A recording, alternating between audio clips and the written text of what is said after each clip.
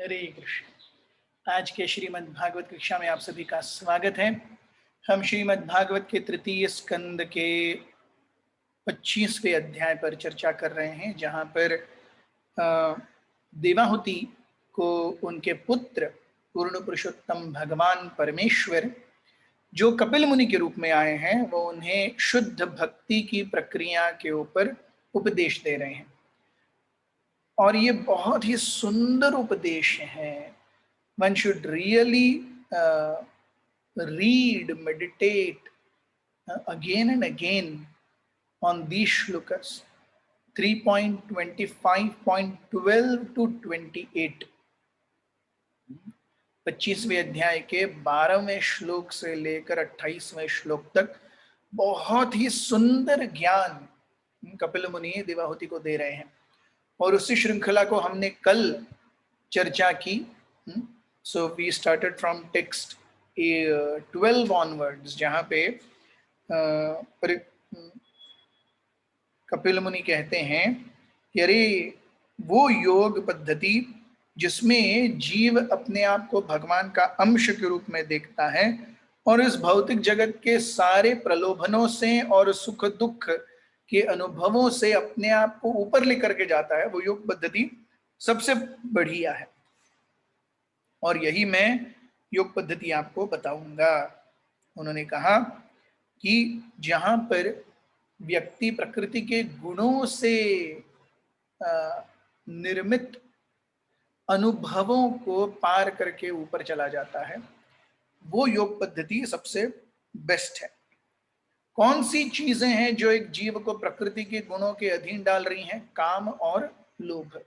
जैसे हमने भगवत गीता में से भी कल देखा था, काम क्रोधस तथा लोभस तस्मात् एतत् त्रयम त्यजेत। तो इन तीनों को छोड़ देना चाहिए। तो काम और क्रोध, सो क्रोध कम्स फ्रॉम काम ओनली, अनसेटिस्फाइड काम लीड्स टू क्रोध। सो वी हैव काम एंड लोभ, जो कि कपिल मुनि बता रहे हैं। सो काम एंड लोभ is the symptom of material existence, भौतिक अस्तित्व यानी काम और लोभ। तो इनसे जब ऊपर उठता है जीव, तब वो एक्चुअली आध्यात्मिक स्थिति में परिपक्व रूप से स्थित होता है। उस समय वो अपने आप को भगवान के एक अंश के रूप में देख सकेगा और भगवान के एक अंश के रूप में जीव को अपनी ये तीन कैरेक्टरिस्टिक्स पता चलेंगी: अणिमानः, अखंडितः एंड निरंतरः, the soul, the characteristics of soul. Yes.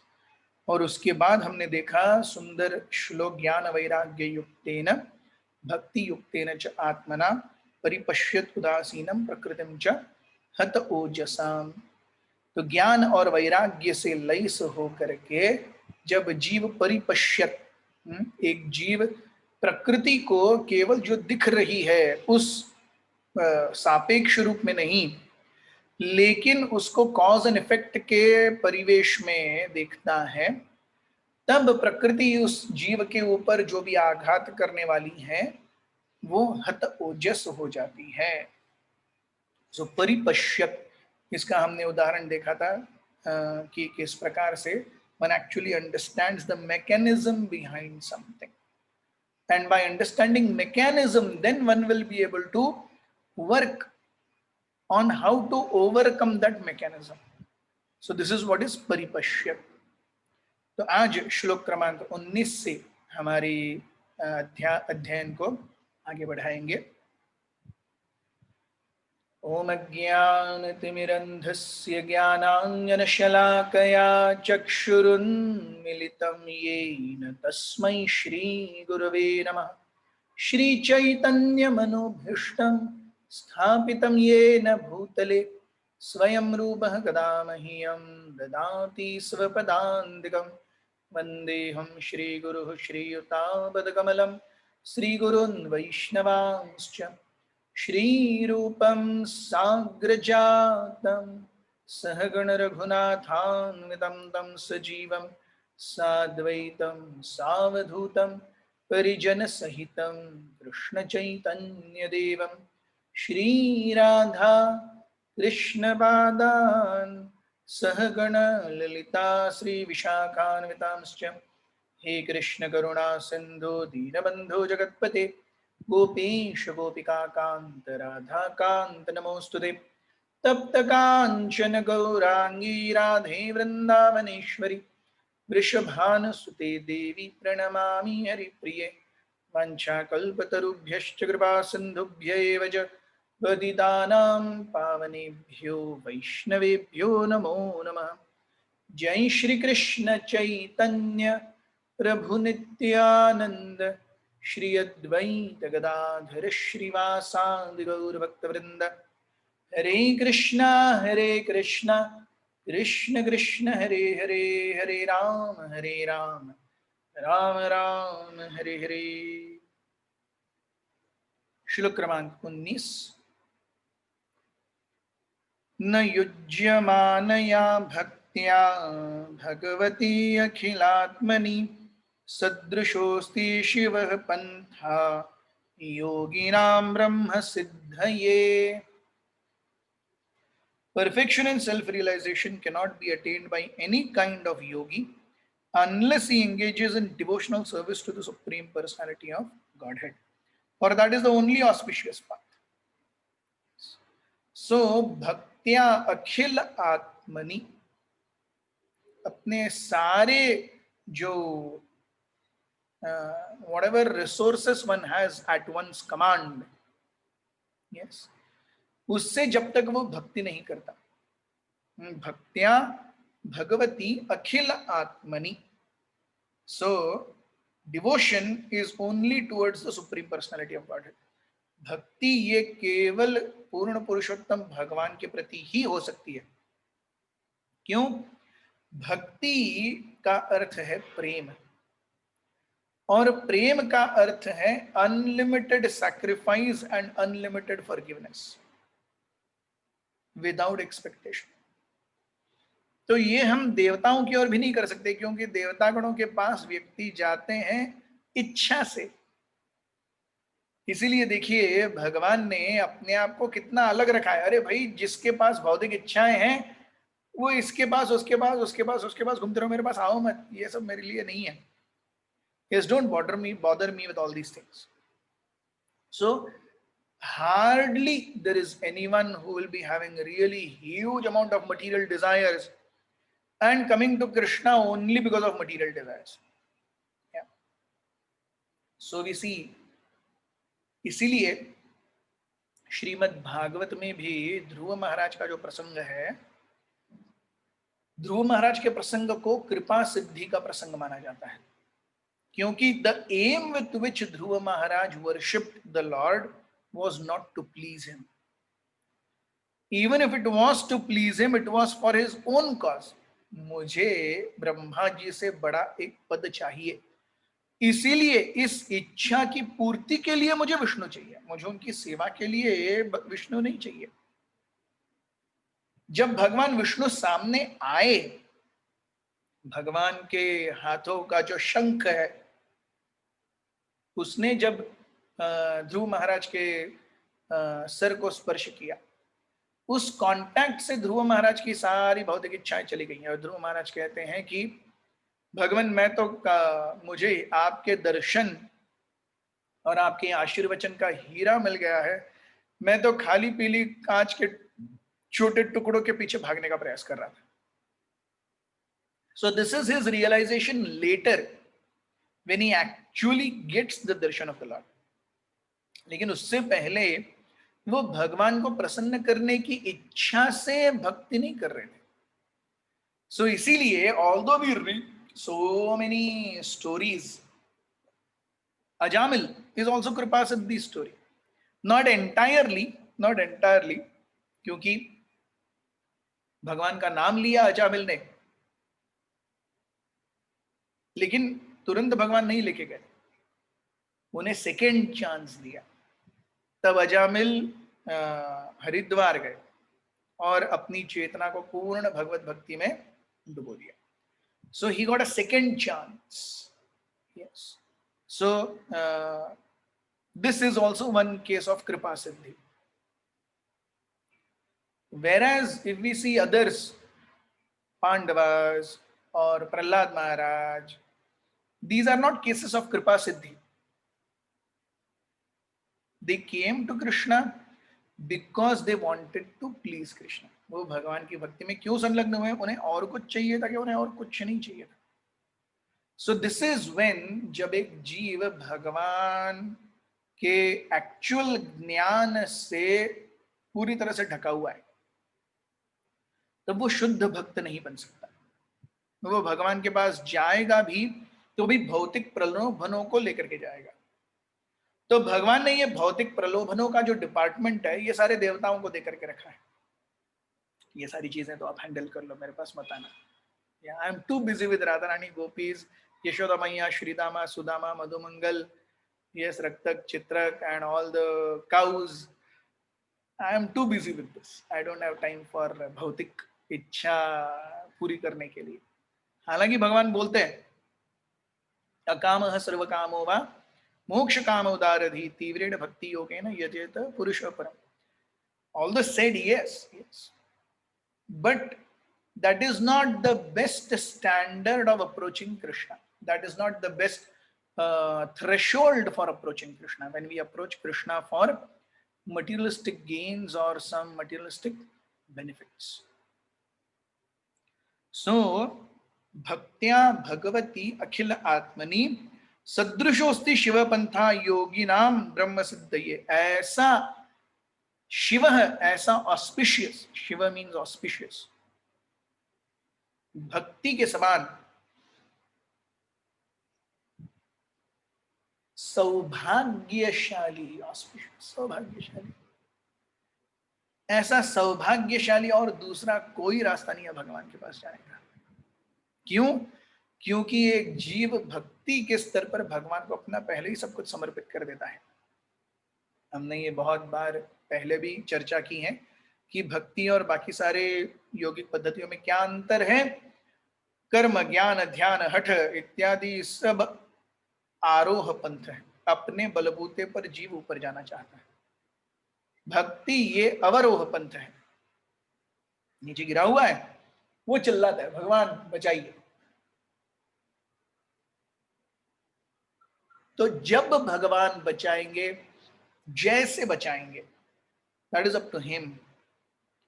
But वो जल्दी बचाएंगे क्योंकि मैं अपने लिमिटेड सेंसेस, लिमिटेड माइंड से भगवान के पास जाने का प्रयास करता हूं. Definitely I will be travelling very slow. But when Krishna comes to save me on his carrier Garuda, he will come very fast. So शिवः पंथाः, yes, the onus of traveling I give it to Krishna. Rather than me traveling, let Krishna travel. और ये होता है, ये होता है.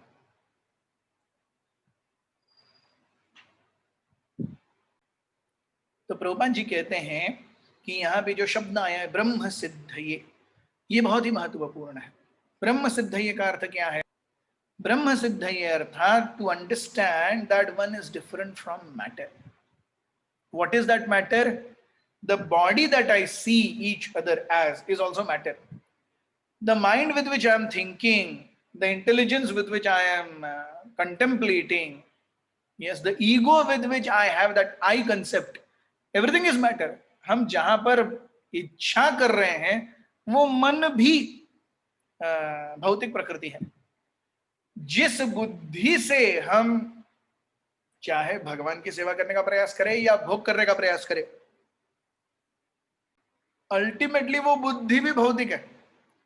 और जो अहम और मम की श्रृंखला में हमें डाल रहा है वो अहंकार भी भौतिक है. इस पूरे ताम झाम में केवल मैं, आत्मा एक ही आध्यात्मिक है, बाकी सब कुछ भौतिक है. और भौतिक प्रकृति का तत्व क्या है? सब कुछ आना और जाना है, सब कुछ नश्वर है. सो ब्रह्म सिद्धि मीन्स अंडरस्टैंडिंग फैक्चुअली अहम ब्रह्मास्मि, मैं भगवान का अंश हूं. तो जब एक जीव अपने आप को भगवान के अंश के रूप में मानने लगता है तब वो एक्चुअल ब्रह्म सिद्धि के स्तर पर पहुंचता है.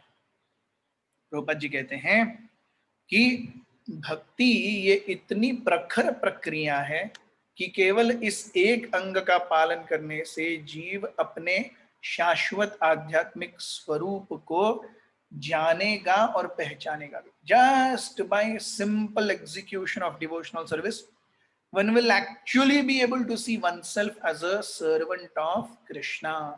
हर एक जीव अपने आप को भगवान के नगण्य अंश के रूप में देख पाएगा केवल भक्ति करके।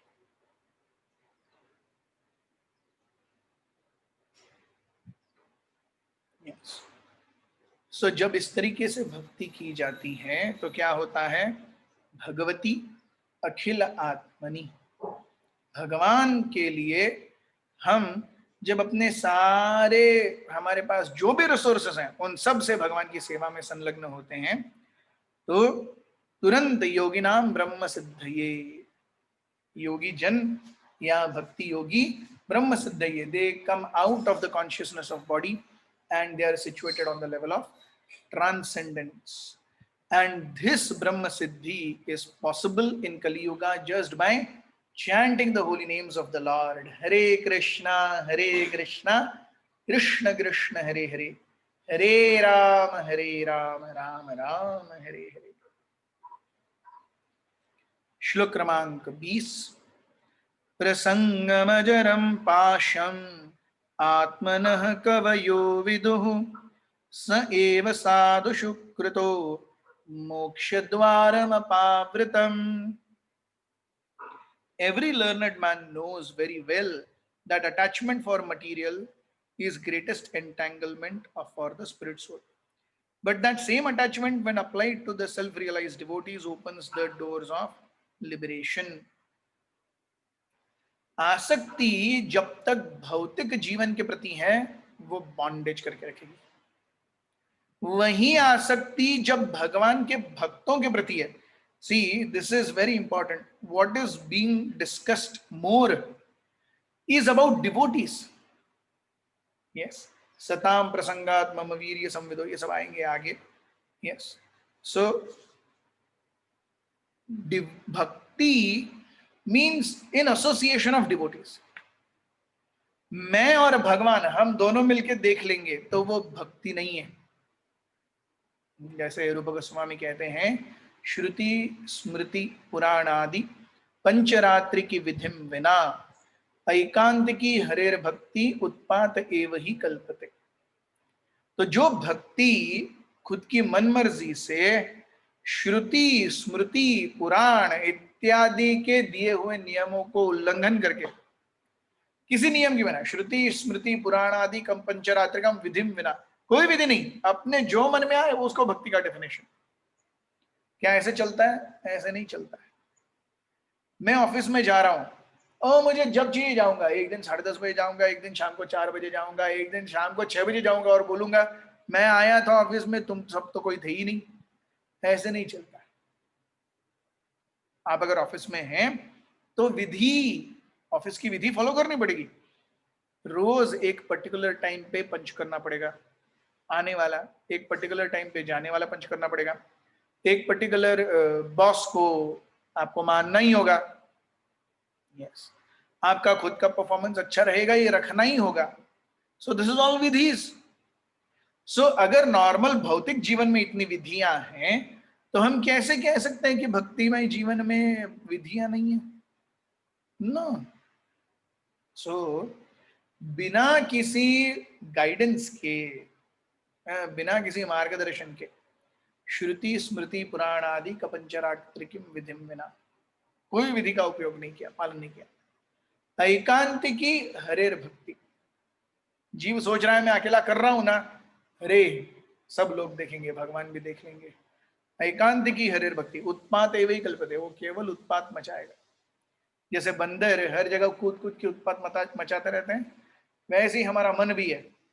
इसीलिए देखते हैं मन को अंग्रेजी में कहा गया है मंकी। तो जो अपने मन की बहुत ज्यादा सुने वो monkey. If one too much gives attention to one's mind, he becomes a monkey। yes, Prabhupada कहते हैं कि how is the life of a monkey? रहने के लिए तो वो एक पेड़ पर रहता है, खाने के लिए हमेशा वेजिटेरियन ही खाता है, कपड़े के नाम पे दिगंबर रहता है, तो क्या साधु नहीं हो गया वो? है? रहने के लिए घर नहीं, खाने के लिए केवल कंदमूल फल, है? कपड़े में नहीं पहनने के लिए साधु हो गया ना? लेकिन प्रभुपाद जी कहते हैं हर एक मंदिर की 13 पत्नियां रहती हैं, तो फिर काहे का साधु? तो कहने का तात्पर्य है कि basically when we associate with devotees, it is through devotees that we understand the intricacies of Krishna consciousness. भगवान खुद आके हमको विरलई रूप से कुछ बताएंगे, एकदम ड्रास्टिक सिचुएशन में भगवान स्टेप इन करते हैं, नहीं तो हमारा आध्यात्मिक जीवन गुरु के आशीर्वाद पर ही टिका हुआ है, बाकी कहीं कुछ है ही नहीं, बाकी कहीं कुछ भी नहीं। यस, योग्यता विचारे किछु नाई जानी, तुम्हार करुणा सार, करुणा न हईले कांदिया कांदिया, प्राण ना राखी वो आर। गुरुदेव कृपा बिंदु दिया, तोरो ए दासे तृणपेक्षा अतिहीन। हे गुरुदेव कृपया मुझे आपका आशीर्वाद दीजिए और मुझे तृणादपि सुनीचेन तरोरिव सहिष्णुना अमानीन मानदेन कीर्तनीय सदा हरि, मैं अपने जीवन में एक्चुअली अप्लाई कर पाऊं, इसका मुझे आशीर्वाद दीजिए। यस। सो जब भौतिक व्यक्ति या भौतिक प्रकृति या भौतिक गुणों से आने वाले रिजल्ट्स के प्रति आसक्ति है, तो वो क्या करता है? जीव को कर्मों की श्रृंखला में बांधता है। लेकिन वही अटैचमेंट जब हम भगवान के भक्तों के प्रति संलग्न करते हैं, when we genuinely serve our Vaishnavas to the best of our capacity, then Krishna within our heart will become happy and he will give us further guidance on how to go ahead. भगवान अगर हमारी इच्छा है, कोई ना कोई प्रभुपाद जी जैसे 1960s में वो बैक टू गॉडेड न्यूज़पेपर लिखा करते थे, हर जगह बेचने के लिए भी जाते थे। So he once went to a man, give me donations. तो उन्होंने कहा अरे आप न्यूज़पेपर क्यों लिख रहे हो? न्यूज़पेपर लेके तो शाम को वो रद्दी हो जाता है, आप पुस्तक ही क्यों नहीं लिखते? सो प्रभुपाद जी को ये पॉइंट इतना स्ट्राइक हुआ, उन्होंने कहा this is actually my guru maharaj speaking through that person, it is not he speaking, it is my guru maharaj who is speaking through that person. So this is what faith can do. So when association of devotees is there, then it opens up the liberation of door, door of liberation. मुक्ति के gate को खोलने का आज भी specific prerogative किसके पास है? Only devotees के पास। सो प्रभुपाद जी यहां बताते हैं कि a sadhu is not an ordinary man with a saffron robe or long beard. A sadhu is described in Bhagavad Gita as one who unflinchingly engages in devotional service even though one is found not to be following the strict rules and regulations of devotional service. तो वो कहते हैं कि देखने के लिए तो एक साधु भी बाह्य जगत के नॉर्मल किसी व्यक्ति की तरह दिखेगा, नॉर्मली दिखेगा। एक साधु हमेशा बाहर से नॉर्मली दिखेगा, बट देन हालांकि वो नॉर्मली दिख रहा है, लोग अपने बच्चों को अच्छे बड़े कॉन्वेंट इंटरनेशनल स्कूल में डालने के लिए क्यों? वहां से कोई पास आउट ही नहीं हुआ क्या? So this is how we see. Prabhupada ji कहते हैं even though one is found not to be following strict rules and regulations of devotional service, if one simply has unflinching faith in Krishna, he is understood to be a sadhu. तो हमारे चेतना में हमारे कर्मों के baggage के अनुसार अलग अलग स्वभाव हम पाएंगे। यस, तो इन स्वभावों को हम जब समझते हैं, जब हम इन स्वभावों को समझते हैं और वो क्यों हो रहा है ये जानते हैं, then we can very well be at peace. Yes. तो प्रभुपाद जी साधु शब्द का सीधा सीधा ताल्लुक अटैचमेंट से करते हैं, आसक्ति से। तो आसक्ति कैसी है? आसक्ति ये चाकू के समान है। यस, चोर उचक्कों के हाथ में चाकू हिंसा को, वो बेसिकली हिंसा होगी। Yes, so attachment to a devotee is attachment to the service. If anyone offers service to a gross materialist or a person engaged only in sense enjoyment, then by association with such a person, the door to hell is open. तो भगवान के भक्तों का संग करेंगे तो आध्यात्मिक जगत के लिए दरवाजा खुलेगा, और अगर भौतिकवादी व्यक्तियों का संग करेंगे तो नरक की ओर का रास्ता खुलेगा।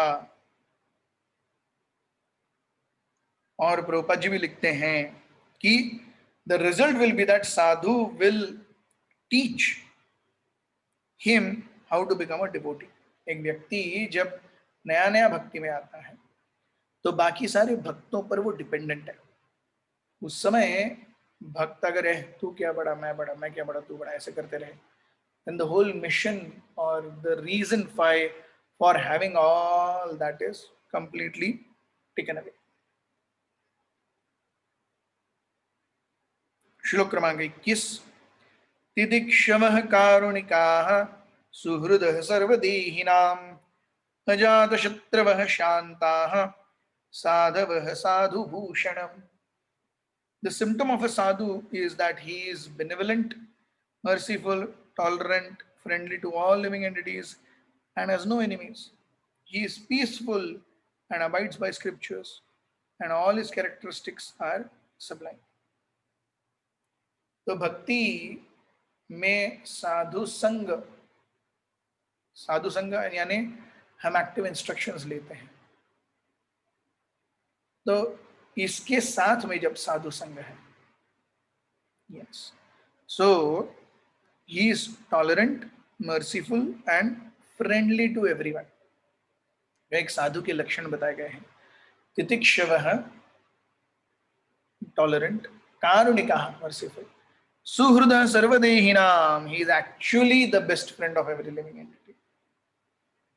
So अजातशत्रवः शान्ताः साधवः साधुभूषणम्, ऐसे हैं भगवान कि कोई उनका शत्रु पैदा ही नहीं होगा। yes. शान्ताः, हम जा रहे थे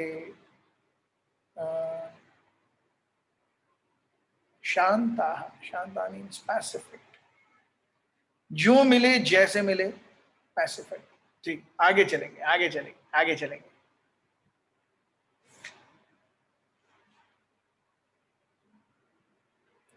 A sadhu behaves with all conditioned souls for their ultimate relief from material entanglement. A sadhu is calm and is friendly and powerfully follows the principles of scriptures. Yes. तो एक साधु क्या करता है? Yes. वो भक्तों का, वो सामान्य जनों का उद्धार करने के लिए खुद अपने आप को यहाँ पर रोक कर रखता है, क्योंकि वो जानते हैं कि जब तक मैं यहाँ रहूंगा मेरे बुलाने पर भगवान आएंगे ही आएंगे। यस, सो साधवः साधुभूषणम्। So this is the glory of a devotee. He is titikshava, he is very tolerant. Karunika, unconditionally merciful. सुहृदः सर्वदेहिनां, सभी जीवों का मैं परम हितैषी हूं, पर्सनली।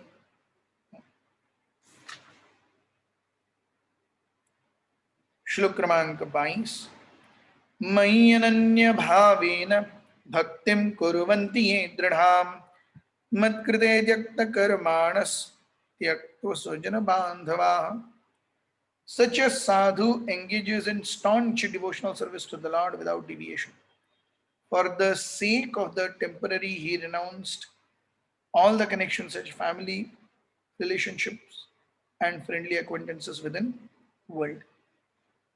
तो साधु संग क्या है? जहां पर जीव क्या हो रहा है, वो बिना किसी रुकावट के माम चयो अव्यभिचारिणी भक्ति योगेन सेवते।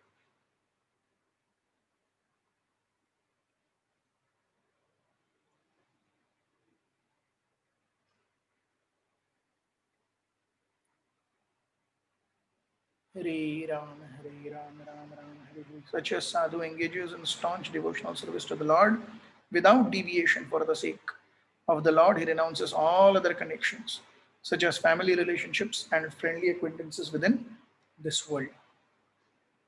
So Prabhupada ji कहते हैं, a sannyasi is generally in the renounced order of life, but his renunciation will be successful only when his energy is employed in the service of the Lord with great austerity.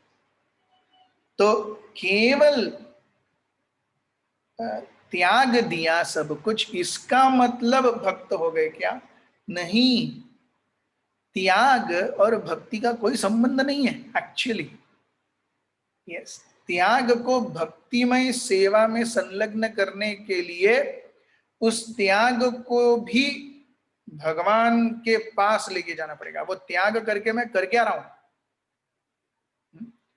वो त्याग का and result क्या हो रहा है? Is it helping me in remembering Krishna? The basis of devotional service is स्मर्तव्यम सततम विष्णु विस्मर्तव्यम न जातुचित सर्व विधि निषेधस्युर एतयोर एव किंकरः। यस, सो सारे जो विधि और निषेध हैं उनका एकमात्र पूर्ण लक्षण क्या है? अरे हमेशा भगवान को याद करो, कभी भी भगवान को भूलो मत। यस, अगर हमारे किसी भी भौतिक एडजस्टमेंट से भगवान याद ही नहीं आ रहे तो फिर फायदा क्या?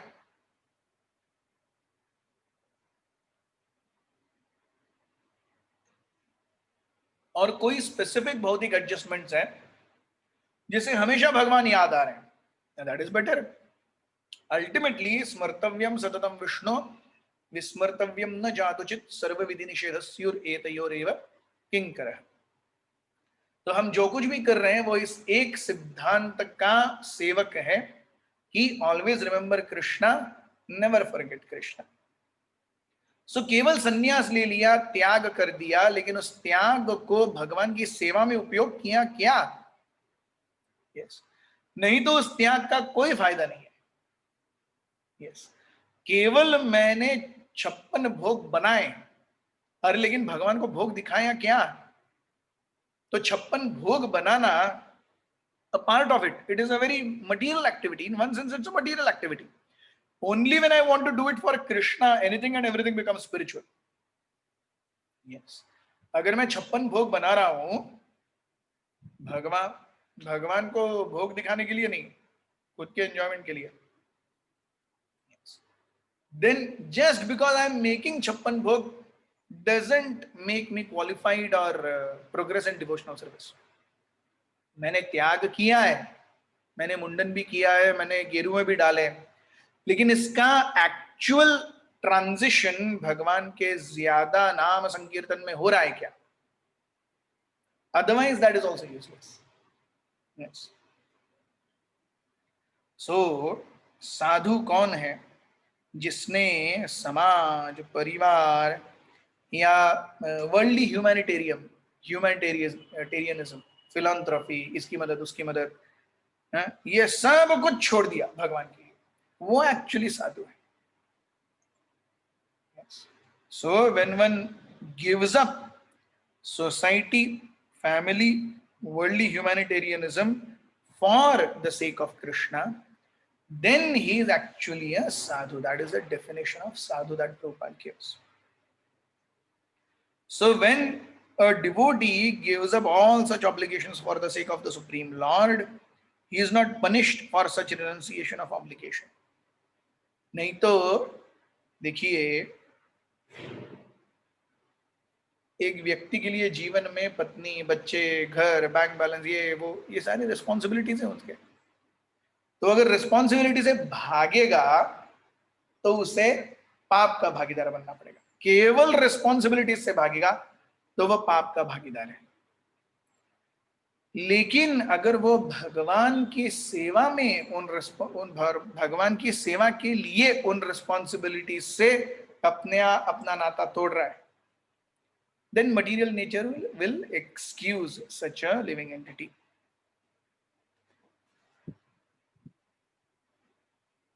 So ऐसे भक्त कैसे होते हैं, क्या करते हैं वो? मदाश्रयाः कथामृष्टाः शृण्वन्ति कथयन्ति च तपन्ति विविधास्तापा नैतान्मन्गतचेतसः. Engaged constantly in chanting and hearing about me, the Supreme Personality of Godhead, the sadhus do not suffer from material miseries because they are always filled with thoughts of my pastimes and activities. Yes. मद आश्रय कथा मृष्टः. मेरा आश्रय लेके जब हरि कथा हरि कीर्तन में पूरी तरह से व्यक्ति पागल है, उन्मत्त हो गया है हरि भक्ति में. यस. मद आश्रया कथा मृष्टा. इस उन्मत्त भावना में शृण्वन्ति कथयन्ति च. Yes. So this is a very different platform of devotional service, जहां पे करना है इसलिए नहीं, करना है इसलिए नहीं, अपने आप. इसीलिए उसे रागानुग भक्ति कहते हैं. It is very spontaneous. Yes. So मद आश्रय कथा मृष्टा शृण्वन्ति कथयन्ति च. सो कथा को क्या किया जाना चाहिए? बोला जाना चाहिए और सुना जाना चाहिए, बस. और तीसरा कुछ है ही नहीं कथा के साथ. सो कथा कब रमणीय लगेगी? जब मेरे भक्तों का आश्रय है, जब मेरा आश्रय है. ऐसी अवस्था में ही कपिल मुनि कहते हैं भगवान की जो कथा है वो आनंद देगी. और जब व्यक्ति भगवत कथा में रममाण होता है, तपंती विभेदस्तापा न एतत् अद्गत चेतसः मद्गत चेतसः. So then same प्रकृतिम च हत ओजसाम तपंती विविधस्तापा नहीं. प्रकृतिम च, प्रकृति हत ओजस हो जाती है, वैसे यहाँ पे तपंती विविधस्तापा नैतान मद्गत चेतसः. Yes. So वो it is not that they are not going through material pain. Prabhupada ji बहुत सुंदर रूप से कहते हैं, the sadhus do not suffer from material miseries. It is not that they don't have material misery. This is a very important concept. Any human being or any living entity in this material world will have miseries. आप भक्ति करो या ना करो उससे फर्क नहीं पड़ता, मिजरीज रहेंगे ही रहेंगे. Yes. So one will always suffer from material miseries because they are filled with because one is completely into modes of material nature. लेकिन जब व्यक्ति मद कथा मृष्टः मद आश्रया, मेरे आश्रय में मेरी कथा में रममाण होता है, तब वो प्रकृति के जो दूसरे आघात हो रहे हैं उनको वो भूल जाता है. He considers them negligible. कोई जरूरत नहीं है उसको देखने की. और ये क्यों हो सकता है? This is only possible for them, for those who are मदगत चेतसः, जिन्होंने अपने हृदय में हमेशा मुझे बसा करके रखा है. सो ऐसे व्यक्ति हमेशा क्या है? तपंती विविधस्तापा नहीं. So they are able to transcend the pain, they are able to transcend the suffering. Yeah. So it is never that material nature will not give us pain. It will always give. But to suffer or no, that is our choice.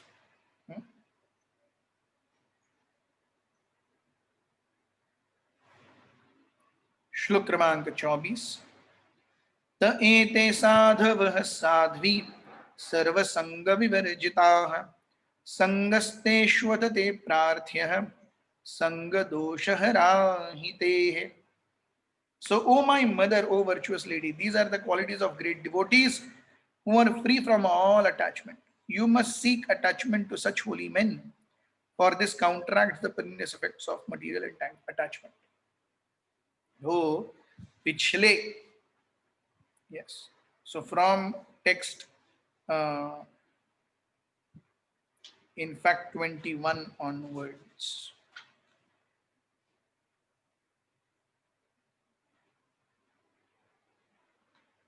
So 21, 22, 23 ये 3 श्लोक जिसके ऊपर लागू होते हैं त एते साधवः। पिछले 3 श्लोक जो हमने डिस्कस किए वो जिसके ऊपर लागू होते हैं वो है साधु। यस,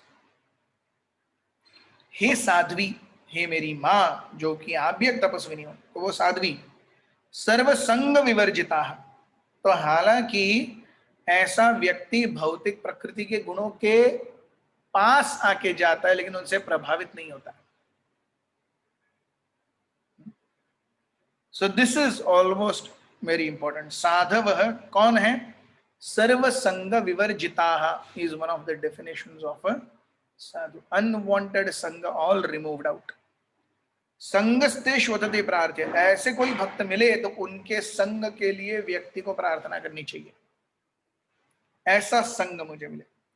क्यों? ऐसे संग से क्या होगा? संग दोष हराहिते। A living entity will be able to come out of the material pangs of sattva, raja and tamas. Yes. Sutta ete sadhava sadhvi sarvasanga vivarjitaha sangaste shvatate prarthya sanga dosha harahite. O my mother, O virtuous lady, these are qualities of great devotees who are free from all attachment. You must seek attachment to such holy men, for this counteracts the pernicious effects of material attachment. Yes. So you must seek attachment to such holy men. जब हम भक्तों से आसक्ति बढ़ाते हैं हमारे जीवन में, yes, तो भक्तों से आसक्ति बढ़ाने का सीधा सीधा कोरिलेशन कहाँ है? अभक्तों के साथ दूरी। सो जैसे जैसे हम भक्तों के संग में आते जाते हैं, अभक्तों से अपने आप दूरियां बढ़ती हैं, और वो कोई बहुत बड़ी बात नहीं है, वो होता ही है। सो संग दोष हरा, whenever we associate with people, we carry out, we get influenced by their aura. It is like electromagnetic field. Actually कुछ नहीं हो रहा है, फिजिकल कांटेक्ट कहीं नहीं है, लेकिन वो कॉपर वायर जब मैग्नेटिक फील्ड के बीच में घूमती है। सो दिस इज वेरी इंपॉर्टेंट। संग दोष हरा, संग का जो दोष है भौतिक प्रकृति में जड़ व्यक्तियों से और संपर्क से आने वाला जो दोष है, उसका हरण कौन करेंगे? ये साधु करेंगे। हु इज अ साधु? 3.25.21, 22, 23।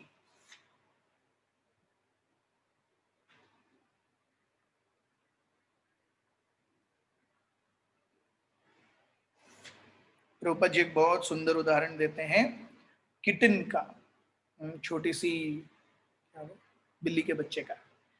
ये प्रभुपाद जी ने कई बार उदाहरण दिया है, मैंने भी कई बार बोला है कि एक चूहा और बिल्ली जब एक दूसरे के साथ खेल खेल रहे होते हैं, यस, बिल्ली चूहे को मारना चाहती है, लेकिन उससे पहले वो थोड़ा खेल लेती है चूहे के साथ। चूहे को भी लगे कि अरे मैं शायद जीत रहा हूँ, लेकिन अल्टीमेटली ऐसा होता कुछ नहीं है।